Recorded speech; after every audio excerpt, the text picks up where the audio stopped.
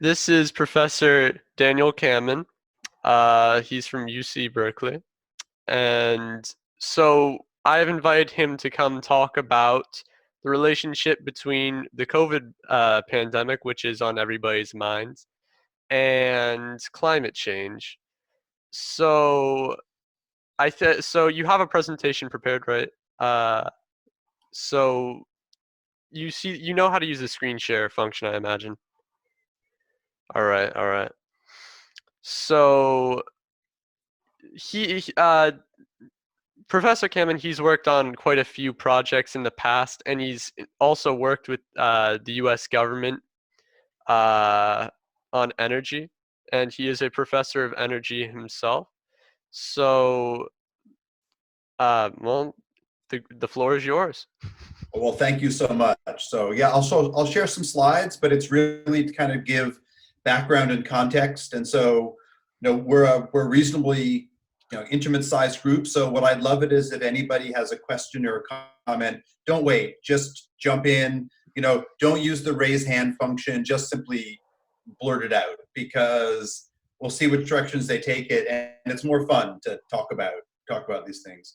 So the one thing that Ethan didn't say, which is the most important part of the whole story, is that Ethan's dad and I went to college together.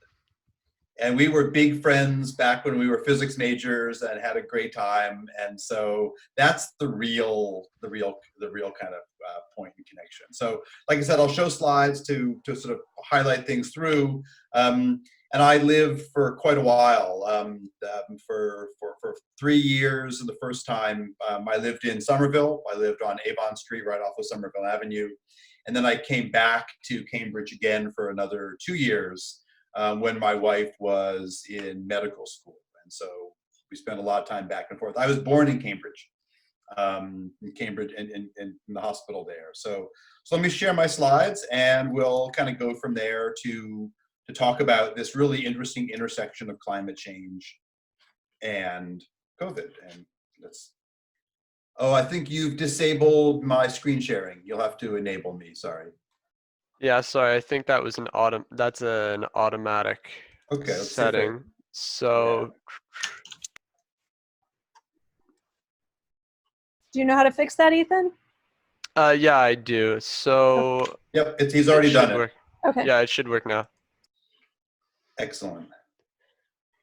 So like I said, you won't see me as clearly, but just jump in with kind of comments as we go. And so, what Ethan highlighted is that I did all my training in physics. I went through high school thinking that what you do is you study math and physics and you watch Star Trek and then you become an astronaut. And that was my plan.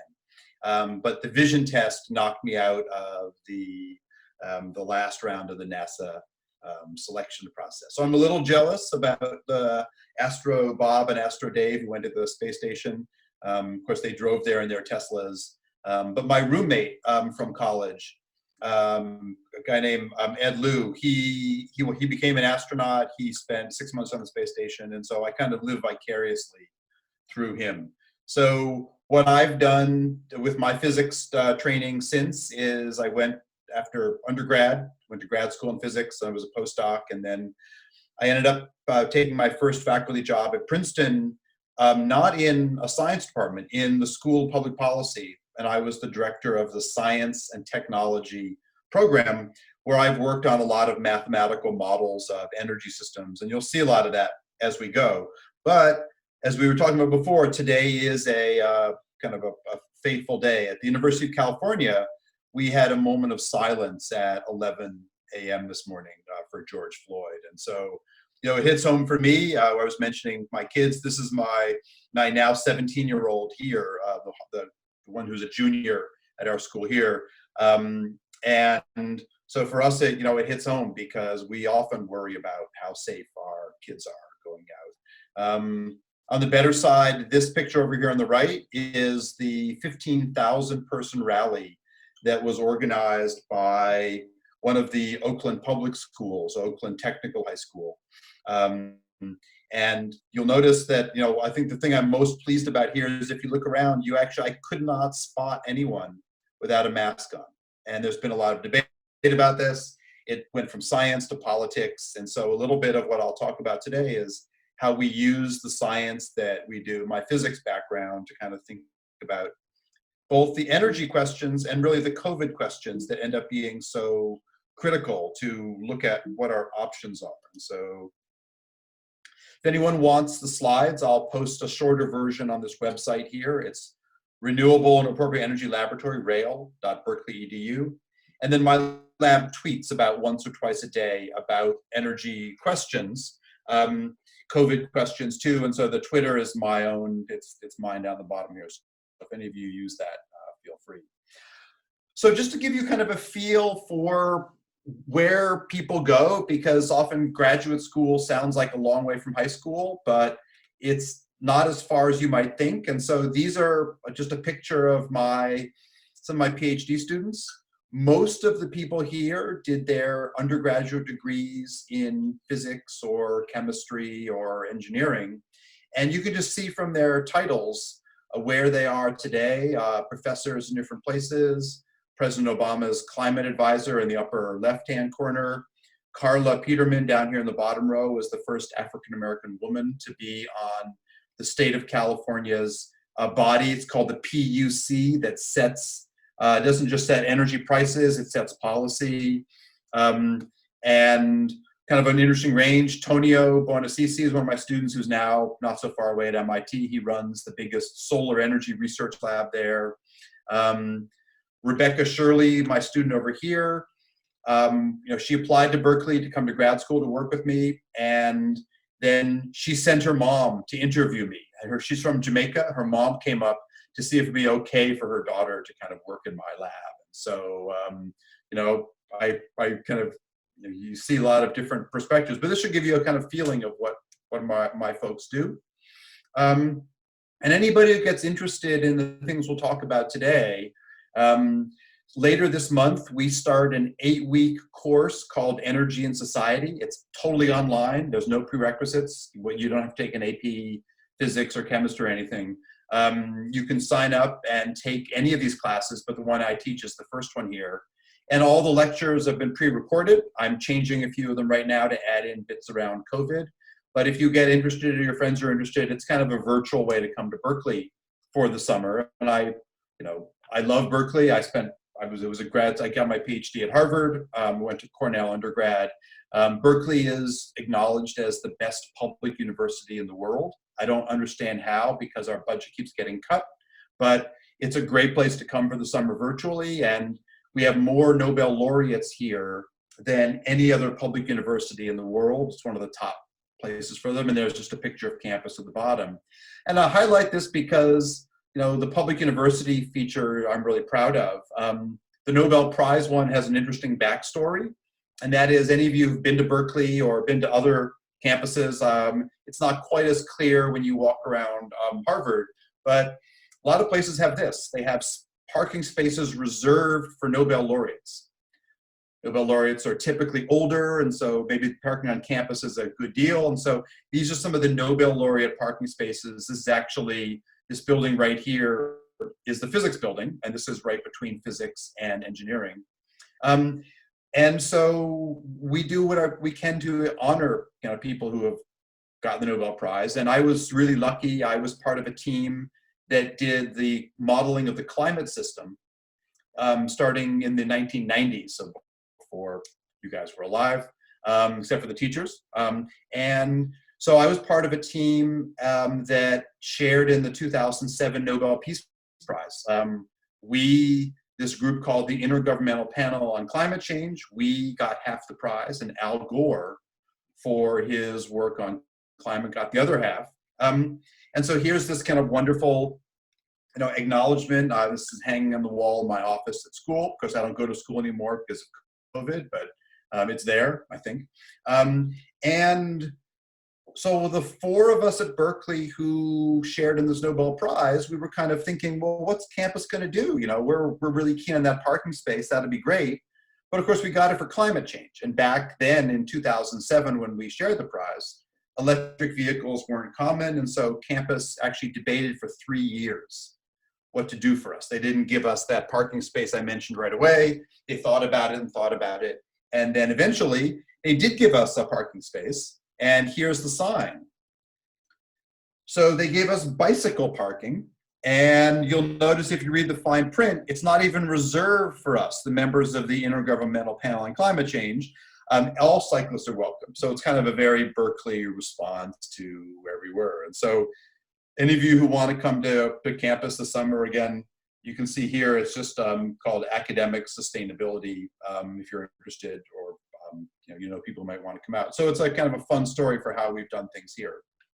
So to start, before COVID, my lab worked on how to green the energy system. We say decarbonize, how to switch out fossil fuels and switch in renewable energy around the planet. And so one of the things that I did directly using my physics background is to build a linear program. It's just basically a series of couple differential equations to model the power system. We started by modeling California, and then we modeled all of what's called the WEC, the western part of North America.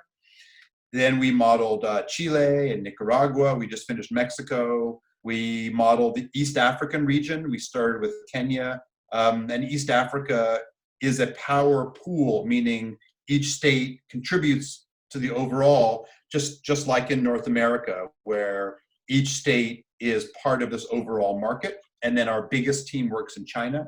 We have teams working in Malaysia and elsewhere. And so we built a mathematical model of the system to ask questions like, if solar becomes cheap, how much will it change the pressure to get rid of coal? If COVID happens, what will happen with the reduction in demand? How will these markets meet that? And so that's kind of one of the analytic tools that we build. And one of the things that we're able to pass in California, Massachusetts has one too, it's called a renewable portfolio standard. And so this RPS just says the state will set a target for the amount of clean energy in the mix. And this is both really simple, but also a little bit complicated. And so in California, I was part of the team that set this target. Our target for 2010 was to be 20% powered by renewable energy. So I haven't defined the market very much, and I haven't defined renewable energy. In California, we defined renewable energy to be solar, wind, geothermal power, and California has the biggest geothermal power plant in the world. It's just north of San Francisco. It's called the Geysers. And ocean energy, and that can be either offshore wind or tidal power. And it also includes bioenergy, meaning burning biomass. But this one is complicated because frequently we see that places that burn biomass do so at the expense of food, because the market for biomass can be very lucrative. And so we've seen things like federal standards to use corn to make ethanol for our cars drive up the price of tortillas in Mexico. And so in California, we have a very specific requirement. A lot of people in industry hate it. It says that the biomass we use has to be sustainable. And that really only means waste energy, waste material from restaurants, from the organic greens bin at your home. But each place defines things differently. So you'll notice on this chart that California, we missed our target. We didn't get to 20% renewables until 2013. We threw a little party to say, yeah, we finally got there. We got there late. But we set a target for 2020 at the same time of 1/3 powered by renewables. And we got there 3.5 years ago. So we went from 20 to 33%. Actually, today we're at 37% in 7 years. And at the time, we set our target for 2030 to be 50%. But because we've moved so quickly, we passed another law in 2018. It's called Senate Bill 100 to go to 100% clean energy. And even though I'm a physicist with no kind of training in public policy, I helped to write this bill. And it says we have to get to 100% clean energy by 2045. And at the same time, we changed that standard for 2030 up to 60%.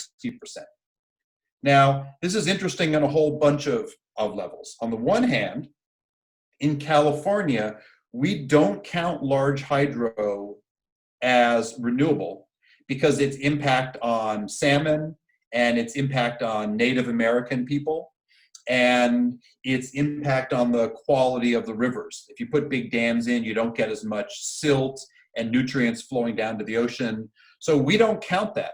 I'm from Ithaca, New York. New York State happily counts large hydro from Canada as a renewable and has nuclear. Massachusetts counts them both as well. But these standards differ. China, for example, has the biggest power market in the world. They count nuclear and they count large hydro as renewable. China has the world's biggest dam, Three Gorges Dam. And I mentioned in the first slide, I think, that while I'm a professor of energy, I'm also a professor of nuclear engineering because I've done a lot of analysis of risk. I started that work when I was at Harvard over in Jefferson Hall Physics Department. So these standards differ. And one of the really neat things is that this standard for 100% clean energy by 2045 doesn't just include electricity. Now we've changed it to say it has to be all energy.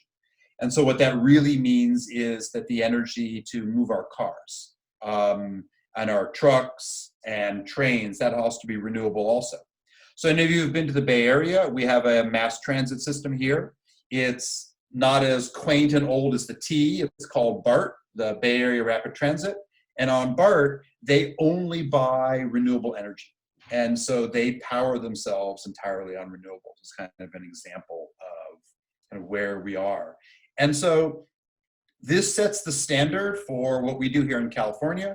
Since we passed this, New York State and Washington State and New Mexico have all adopted this 2045 standard. And I'm working with one of your Congresswoman, Eleanor Presley, from right nearby for you, on the Massachusetts version of this bill. So let me stop there for a second if there's any questions, because that kind of sets the landscape on the energy climate side of the story. And just see if anything people want to comment, jump in right there. As of right now, in our physics class, we're actually starting a final project that has to do with energy storage.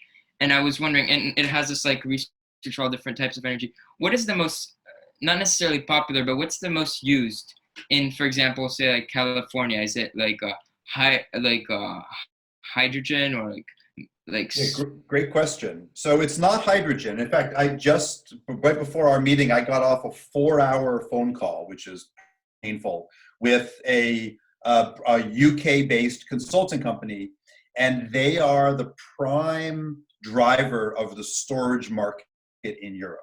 And so my team works closely with them. The number one form of storage that we use anywhere today is lithium ion that you see in your phones and your laptops. Not hydrogen, and not some of the other technologies that we're researching. In my lab, we have a team working on a liquid battery. It's called a flow battery. In fact, the person who taught me about it is when I was a grad student. He's a professor of applied physics at Harvard, a guy named Michael Aziz, who's one of many people working on a battery that's got very different properties than your cell phone. You guys all know that after a couple thousand cycles, the performance of your phone and your laptop are dramatically different. It degrades really quickly. And so we take that benchmark, about a couple thousand cycles of your lithium ion battery as kind of where we start. And if you think about it, those of you who have seen your parents, or I mean, some probably not too many of you drive to school yet if you're a lot of sophomores, but car batteries are supposed to be replaced every 2 to 3 years. They're supposed to be replaced more often in colder climates, like where you are, than where I am. And that's because lead acid batteries also degrade. But at the end of these slides, I'll show you a little video from Shenzhen in southern China, where we have a project working with 26,000 electric vehicles, all using lithium ion. And so storage is an amazing topic. It's probably the most popular topic now in clean energy. And it relates to what's going on here. So let me just make sure no one else had a question at that point before I move on. Okay, you guys are too polite. So one of the things that we did in California when we passed that requirement that we get to 33% clean energy by 2020 is we said that every single new home built in California after January 1st of this year must generate as much energy as it consumes over 1 year. And that's designed to both relate to the storage question that you just asked, but also to find a way to work with the utilities. And so here is a picture of a housing development going in California. And you see there's solar on the roof of them. These are multi-family homes in most cases, which is important because most of the ways that we know how to get clean energy into people's hands demands that you own the property. So I have solar panels on my roof, and I could install the solar panels because I have a roof. But if I'm a renter, I don't have a roof. And so one of the real big challenges, and it's where COVID has really exposed a weakness in American society, but other societies too, is that we've all seen that the response to COVID, while it's been terrible overall, has been particularly terrible for minorities. And the lower income you are, the more you are not getting tested, you are being forced to go to work. There's just a very unequal situation. And so when you try to push clean energy into the market by requiring you to have enough money to buy a car or to own a home, you're discriminating against low-income people, and minorities are unfortunately predominantly make up a bigger chunk of the low-income sector. So finding a way to make solar available to people who rent, or to make electric vehicles available to people who can't afford a car, but for example, are driving for Uber and Lyft. Of course, those have been hit hard during COVID. These are all opportunities. And so one of the things we did in California is to both require solar, but we have a market for carbon emissions. It's called a cap and trade market, meaning if you pollute, you have to pay. You pay $20 a ton of emitted greenhouse gases. And 35% or more of those funds must be spent in what we call environmental justice projects, bringing solar to people who can't afford a home, or improving air quality in our Central Valley, or working with migrant laborers from Mexico and Central America who are in very low quality housing. And so what I'm most proud of what we've done so far in California is not these targets, but that we found a way to direct money to low income communities. And so that work led me to join the Obama administration. I was made something called the Science Envoy, which basically means I'm like an ambassador for clean energy, working for Secretary of State John Kerry. And one of the things we did was to work out an agreement that President Obama and President Xi signed in 2014. And that agreement was something that China has honored. They have gone towards a goal of stopping the growth in their pollution by 2030. Actually, they're probably going to end more like 2025. And the US committed to cut our emissions by 1/3 by 2025. And that has not happened because we had a little election, you might have heard about it, in the United States that changed our direction on things. And we've worked locally. So a campaign that I've been involved with, this is an op-ed I wrote in the local Berkeley paper in 2013, was that we should divest from fossil fuels. Because this is an area where people's opinions differ. In my view, if you buy only clean energy, but you still invest in fossil fuels, you haven't done anything, you're cheating. And so in Berkeley, it took us from 2013 to today, but just last year, the UC, University of California system, we divested from fossil fuels entirely.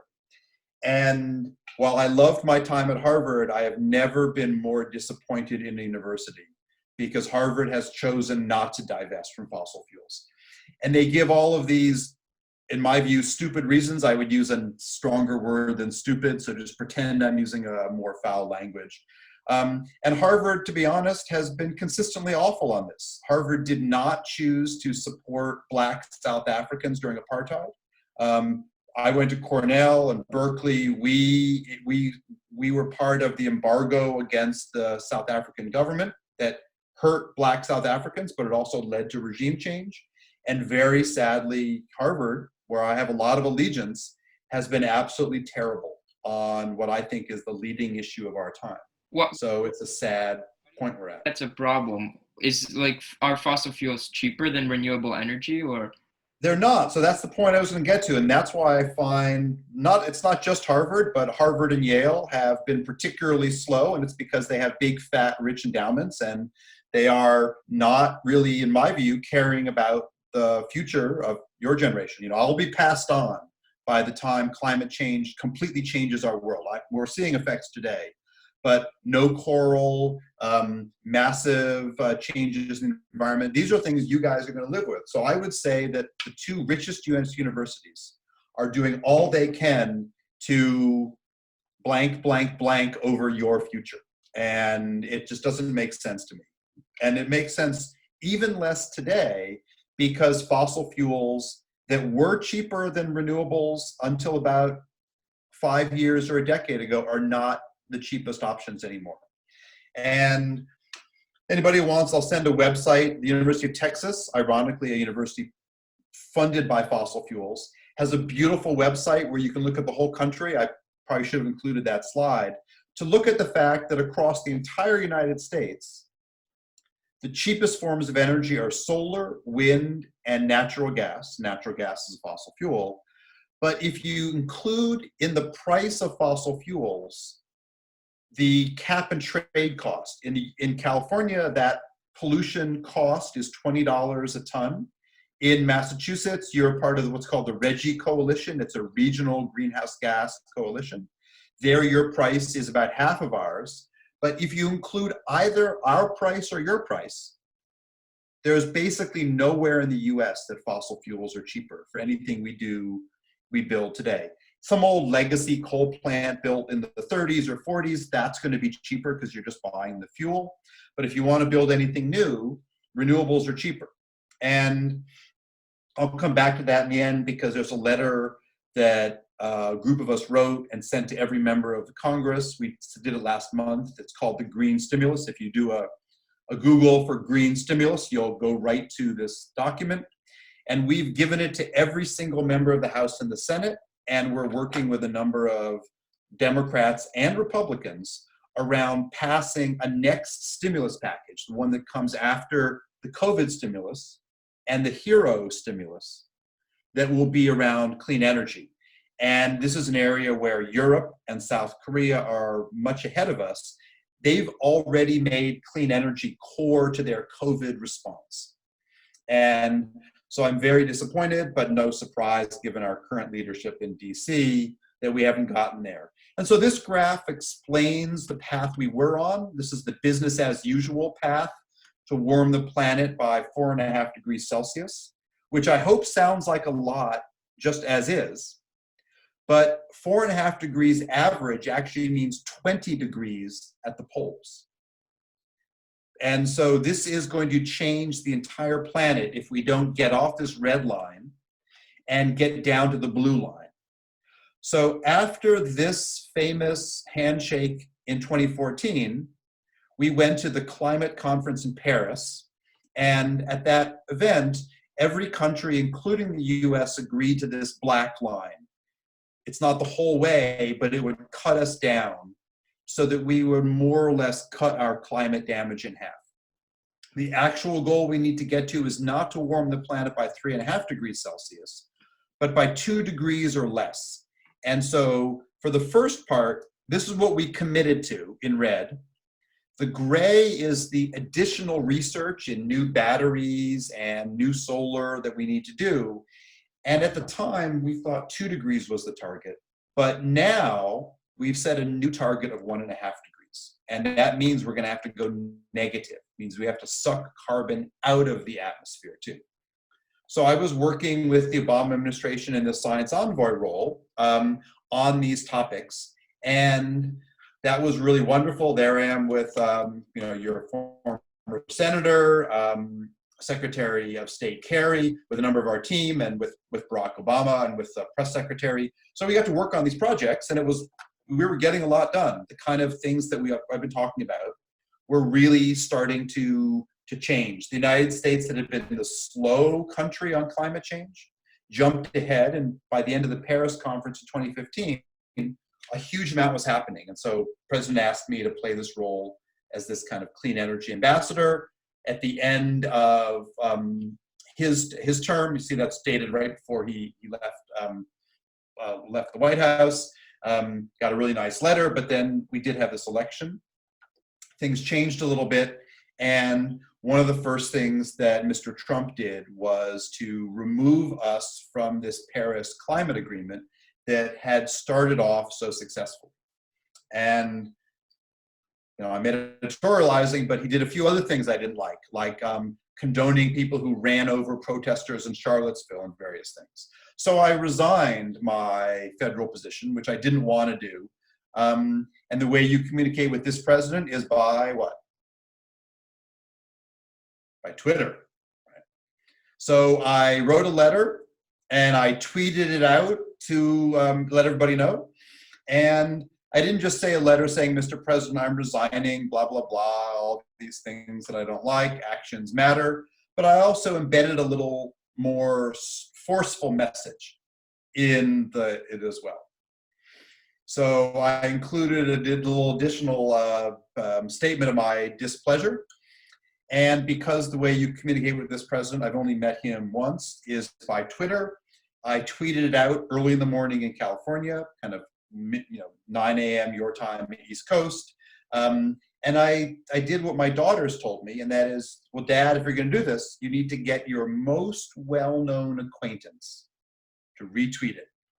So I did that. And she was very nice. If you go on my Twitter, you'll see this. But you'll also see the very nice note that the best known person I know, and she agreed to do so.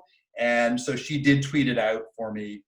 And it definitely generated a lot of interest. By the end of the first day, there had been, that's a lot of, I know it's not in the world of TikTok and things, but in my world, that's kind of a lot of comments. And so not only do we try to do the science of clean energy, but when decisions are made that just simply can't accept, and sort of took the next step. And so I said I was resigning because, in my view, what he was doing is just damaging the country. And so that kind of gives you a movement up to the point that I want to once again ask for questions, because what has happened since the US pulled out of the Paris Accord is that clean energy is getting cheaper and cheaper. But much more important, a social movement has begun, and it wasn't begun by people like me, people in their 40s and 50s. It was really started by young people, and this is Greta at the very beginning of her protest, not even 2 years ago. The biggest mass gathering in human history has been the coordinated climate strikes, the Friday for Future events, that have gone on. Here's the one on my campus, and I suspect many of you took part in these. But it really speaks to not only how individual bravery, like what Greta did, can make a big difference, and how quickly things can change. And of course, now that we're seeing these very, very painful and heartfelt strikes and protests around the country over the violence against all minorities, but African-American community in particular here, I wanted to stop for a second, because at some level, this gives me the most hope at a time when it feels like we are, everything we say about other countries that are totalitarian.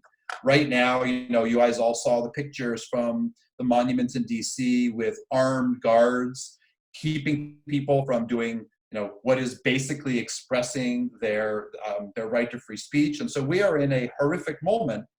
And in much of the rest of the world, the money that governments are spending to restart economies after COVID is directed to clean energy. And it's for all the reasons we've kind of talked about so far. Clean energy is cheaper today. It's much more socially just. After all, one of the biggest problems of pollution in our cities from our vehicles falls disproportionately on low-income African-American, Latino, immigrant, Asian communities. And so moving to electric vehicles is good for climate, but it's directly good for air quality and health in the communities that are hardest hit. And so let me just stop here for a second, because everything else I'll show you, this kind of cool stuff from Shenzhen and elsewhere in China, really this is the story, that we're in a moment of choice. As we come out of COVID, do we use this opportunity to have peaked fossil fuel emissions?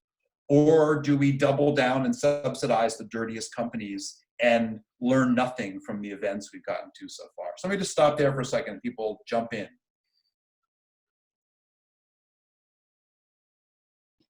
I saw on the previous graphic, you showed that you guys want to bring it down to 2 degrees, right?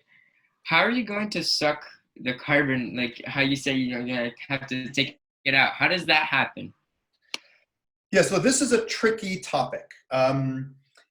If you think about this curve here, both the pink and the gray, we could do all this by simply replacing every fossil fuel power plant with renewables, right? That would get us down to basically no more emissions. Now, that doesn't mean no more climate change, because the amount of carbon already in the air, we are right now at a concentration of 417 parts per million of CO2 in the atmosphere, and the pre-industrial number was 265. So we've just about doubled the total amount, the amount in the air, and every CO2 molecule we put in the air today lasts 100 years. So we're going to see climate change even if tomorrow morning every single fossil fuel power plant was turned off, which of course is unfortunately not going to happen.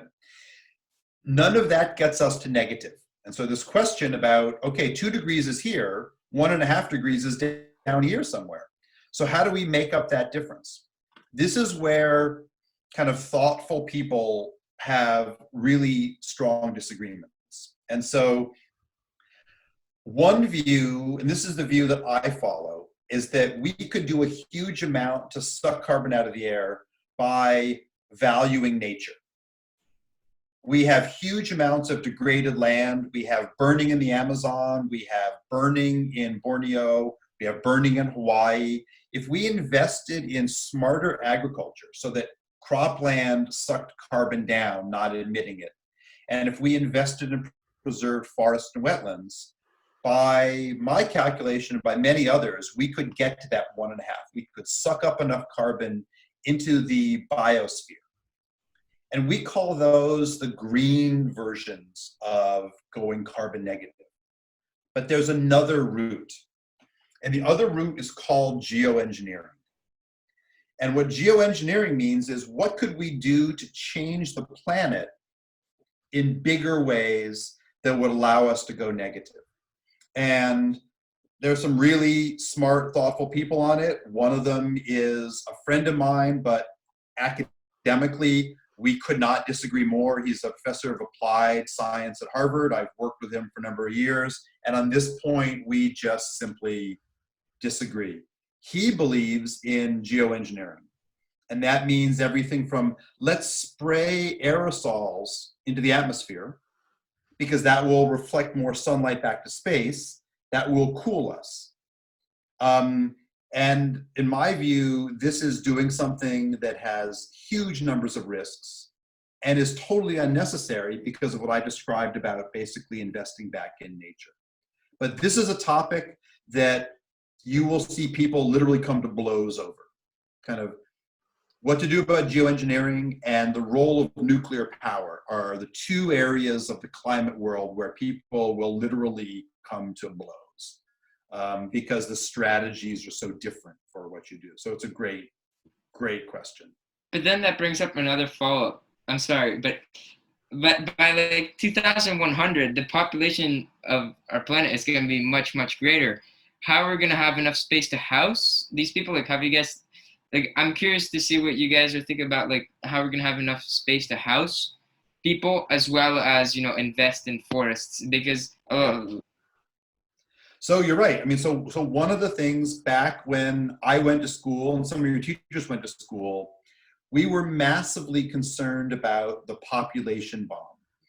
Was the population on the planet going to go to 10, 12, 15, 20 billion people that would just simply crowd out nature and make, cities like what you see in dystopian science fiction stories, etc.? And we're still worried about population, but the forecasts for population growth that were literally that the population of the planet would go to 12, 15 billion people or more, those numbers have dropped. And the more we've seen education and access to jobs for women and girls around the planet, we've seen population growth rates fall. Now, that doesn't mean it's not going to be a hot, crowded planet, but the worst version of that we literally eat ourselves out of the planet, we're on a trend the other way. We're not going fast enough. You saw a picture of my wife. She's from Nigeria. Many sub-Saharan African countries and some in South Asia have population growth rates that are not sustainable. But what we've seen around the planet, very different cultures, is that the more equitable we are on a gender basis, the more this issue recedes. What has not receded is the problem of consumption. We buy too many things, we ship too many things, we are way too affluent for the planet and too inequitable. But population is probably one that if we can deal with the other problems, it's going to be a different planet when you guys are my age. But we're really hopeful that this is part of this kind of shift. So let me jump a little bit around, just do a couple last things and then more comments. So on the one hand, solar's become so cheap, it's actually the cheapest form of energy now in many places. In California, in Gujarat, India, in Western China, we're seeing large-scale solar being installed today that's cheaper than anything else. And one interesting thing is that solar was the most expensive when I was in grad school. Now, solar and wind are actually the cheapest forms of energy. And the innovations keep on coming. This is a new fad. It's called photovoltaics. And this is using reservoirs, lakes, and places to house solar so we have more area. It turns out fish love it because it gives all kinds of neat hiding grounds and all kinds of things. And now we're seeing transparent solar already being deployed on buildings. And of course, once buildings can be glass buildings, but also generate their own power, we can really think about changing the landscape. And so there's all kinds of innovations to come, which is why we need to not only cut emissions, but also keep innovating.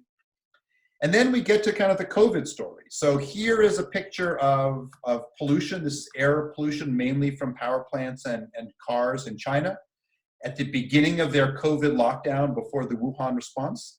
Here's how much cleaner the air is just a few weeks later. Same thing for the United States. Here we use data from last year and this year. You can see just a dramatic reduction in nitrous oxide pollution that you get mainly from cars. And so the question is, how do we get these reductions in emissions, but do so without killing the economy? And for me, it's a pretty simple equation. This low cost for clean energy means that the next projects we do could all be around clean power.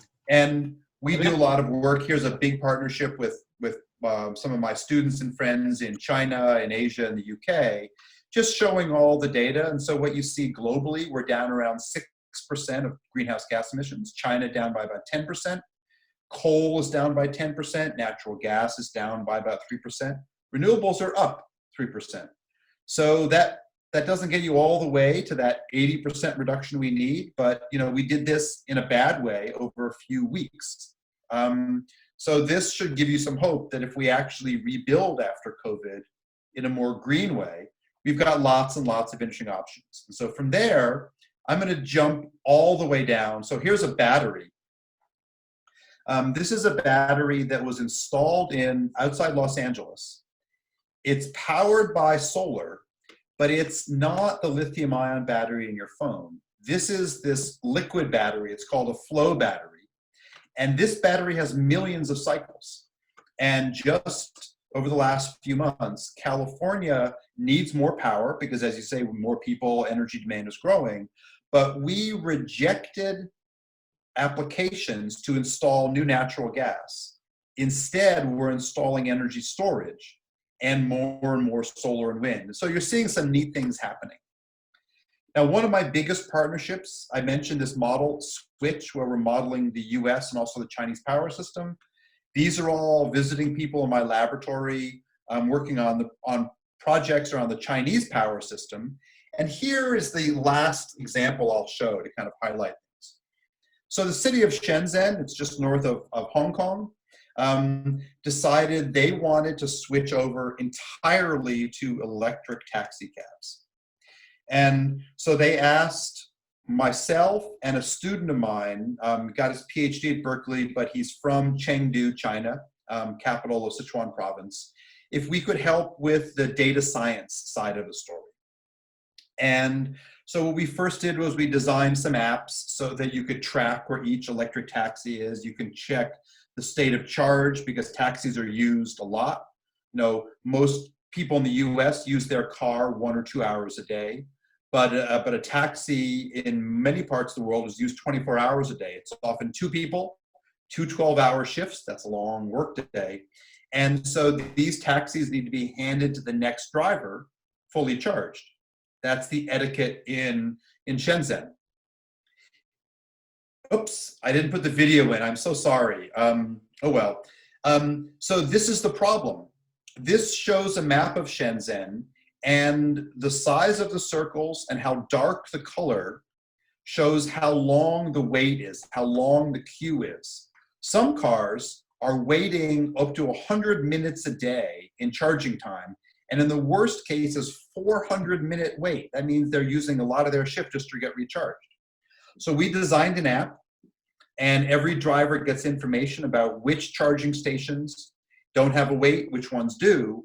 And also we use the data from the locations to say where else should charging stations go. So I had a little movie showing it. I didn't include it in the slides here, but this has reduced the wait times in Shenzhen by 50% just by giving people an app. What Shenzhen's going to do next is they're going to give people a little bit of an incentive to go to the charging stations, a financial benefit to go charge at those where there's no wait, and to try to distribute the load. And so here we are using kind of what I would say is kind of Internet of Things to figure out how to improve the system to really get more clean energy used for transportation. Last thing I want to highlight is that there's lots of interesting ways to do clean energy that directly impact low-income people. So on Monday, one of the 2 big ride-sharing companies, I'm not allowed to name it, Lyft, is going to announce that they're going to go to 100% electric Lyft vehicles by a date. In my view, that date's too far away. It's 2030. But I'm working with them because the director of sustainability at Lyft was one of my students. So here's an example. This is a schematic of a low-income community in Oakland, California. And in this community, most of the homeowners cannot afford solar. Many of the people don't own their own homes. So what we've done is to partner with the state's energy planning office to get some funds so that we can install solar on all these rooftops, but not power the home directly. Instead, all of the energy is going to go to this garage, where they're going to store the energy in a flywheel, and then send it back to the homes and power electric vehicle charging stations, so that both those people who buy electric vehicles and those who are leasing them can charge up. And it's an example of a community-based project specifically for lower income Californians. And so we're hoping that this kind of model will spread and that we'll find ways to do clean energy, not first just for the affluent people. I live in a very nice area of Oakland. It's called Up in the Hills. I have a beautiful view of Alcatraz. And I can put solar on my roof. But communities like this can't do it unless the state figures out these kinds of tools to really make things happen. And so I'm going to stop there, give us some time to chat. I just want to thank you for doing so. And again, that's the website and also the Twitter if you want. So thank you guys, and fire away with any comments or questions. I have a question. So earlier you talked very briefly about nuclear energy, and that's like a big debate, like whether we should be investing in nuclear energy or if the human and environmental cost of nuclear energy outweighs the benefits. What is your opinion on it? So of course, this is a whole, right, this should be not just 1 hour, but a whole course, right? So the short version of the answer for me, and remember, I'm a professor of nuclear engineering, so I would like it to work because I actually think that if we had safe and affordable nuclear, it would make this decarbonization job so much easier. Places that don't have good sun or don't have good wind or don't have good transmission lines to connect elsewhere could work on it. But when I was at Harvard, I was in detail on the risk side of nuclear. And the problem is, as any of you saw the Chernobyl documentary or followed the Fukushima story, is that these can be horrific, horrific accidents. And so even if we solved the problem of these accidents, nuclear today, not necessarily in the future, but nuclear today really doesn't fit the world I've just described. So nuclear power plants take roughly a decade to build. They're 10 times as expensive as solar, and they're 5 times as expensive as solar plus storage. And so, while I would love for nuclear to have a big role, it's going to have to really modernize its economics and the technology base. And there's 2 other points. One is that right now, there's about 420 nuclear plants around the whole planet. 100 of them are in the United States, 60 are in France, so we're the 2 biggies on that. And every single nuclear power plant on the planet has to be shut down before 2050 because the end of life, because the plants get old, materials get brittle because of the flow of neutrons. That's not something you can extend. So even to rebuild the world's 400 plants is so much more than we're building today. Right now, there are 30 nuclear power plants that are proposed anywhere in the world outside of China, and another 30 proposed or under construction in China by 2030. And so 30, we'll call it 60 by then, is not going to cut it. And so for nuclear to play a role, it's going to have to work with solar and wind. It's going to have to become safer, more reliable. Now, Bill Gates and a few others think that that's going to happen because they're going to make much smaller nuclear plants where the whole fuel core gets taken back to a facility, and it's going to be much safer. And maybe it will be, maybe it won't. But to meet this 2050 goal of no carbon, I'm very skeptical that nuclear is going to play a big role. I do, however, think that long after I'm gone, 2070, 2080, the world will be mostly powered, maybe 70 or 80% powered by fusion.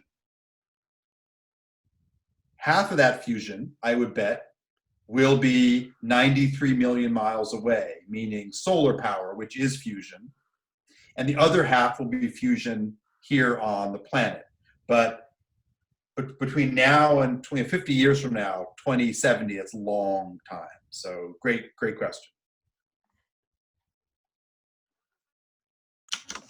I have a question about the map of the US with the NO2 emissions. So I saw that and I thought some of the major cities are just completely, there's a dramatic reduction, like in Detroit, but some of them, like Seattle, are about the same. So are there any, I mean, the demographics of Detroit and Seattle are very different, but Yep. Other than that, are there any, what other factors could be contributing? Yeah, so this map of N2O is complicated because roughly 50% of it comes from vehicles and roughly 50% comes from power plants. And when you look around the country, we also know that states shut down their economies differently. So by March 10th, not all places had really ramped down as much. In California, we don't burn any, we barely burn any fossil fuels in state anymore. So our emissions stayed pretty constant because our vehicle use didn't change as quickly as our stationary power use. Pacific Northwest, they get almost all their power from electricity from hydro. And so they're also seeing not much change during the COVID shutdown. But places where they're dominated by coal and natural gas fired power plants, and you mentioned Detroit, they've had a big, big change. And of course, the ethnic makeup of these cities, the income is very different. And so this is another example of this kind of environmental justice difference around the country. So it's a great, great point.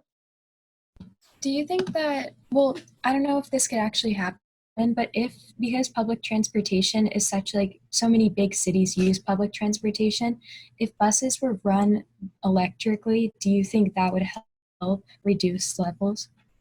Yeah, so I mean, obviously, you guys know that the US is way behind Asia and Europe in terms of investing in mass transit.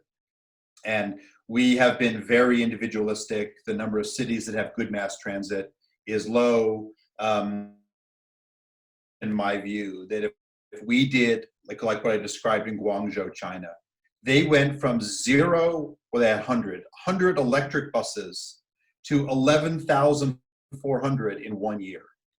And now you can't license a new bus in Guangzhou unless it's electric. And so that shows you how fast you can move.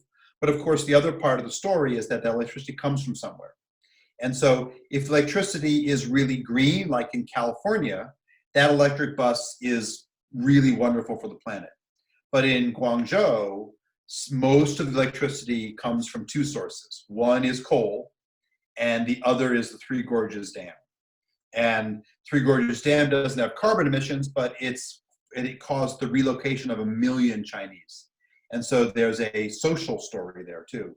But if we were to invest in clean energy and green transportation for our urban networks, I actually think after COVID, when you can get back on these things, it would dramatically change the story. And it's this classic thing that people in policy like to say, they call it a win-win.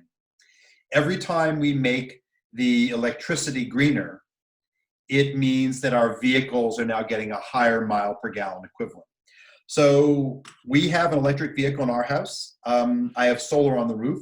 And so for our car, we get about the equivalent of 260 mile per gallon because we're using mainly solar and a little bit of natural gas that we buy from the utility in our home. But if I were to take our electric vehicle and move it to Wyoming, a state that's 90% powered by coal, even though they have incredible wind resources, that vehicle gets around 50 miles per gallon. It's still better than a clunker, but it's nothing like what I'm getting here. So the more we can invest in electric transportation, both individual and mass transit, and green our electricity, I think we could just make this transition go so much faster. Let me do one last one because I know we're a little bit after 1. You guys might have to go. I have to go to a soccer club. Thank you so much for this. No, thank you guys. We really appreciate it. Alrighty, I will see you all later. Thank you. You. Thanks so much. And like I said, if you send me a message, I'll send you a copy of this, but it's on the website as well. Yeah, thank you for the lecture. Thanks so Thank you. much. Yes, thank Bye-bye. you so much for coming today. No, it's an honor. Thank you guys for doing this. And also, can you send me the video? You said there was like some video for the app from Shenzhen. Yeah, I'll send you this slide set. It's going to be a big file, and it'll have the video built in so you guys can watch. All right. It's actually the electric vehicles waiting to be recharged before we launch the app. So I'll send you that file right now. Yeah, absolutely. Thanks for that. I could put it on the Google Classroom for the club.